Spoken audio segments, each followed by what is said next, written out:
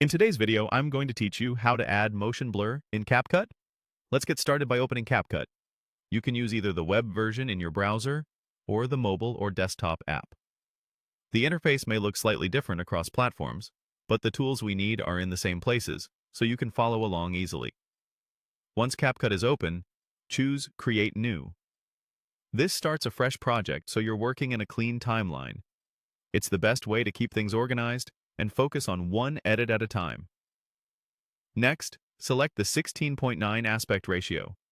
This is the standard landscape format used for platforms like YouTube.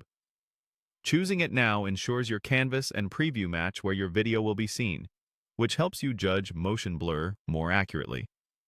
Now, upload your video into the project. Pick the clip you want to enhance, and make sure it's on the timeline so you can see it in the preview window. Motion blur works best on footage with movement, like fast pans, action shots, or quick transitions. Open the Effects panel. In CapCut, Effects contains visual overlays that change the look of your footage in real time. We'll use this to add the blur without permanently altering the original clip, which keeps your workflow flexible. In the Effects panel, use the search bar and type Motion Blur. This is the quickest way to locate the exact effect we need, especially if you see a long list of categories. You should see a motion blur effect appear as a result. Select the motion blur effect to apply it to your video. You'll notice an immediate change in the preview. Moving subjects and camera motion should look smoother, with a subtle trailing effect that mimics natural camera blur. Now, fine-tune the settings, focusing on horizontal and intensity. Horizontal adjusts how the blur aligns with motion across the frame.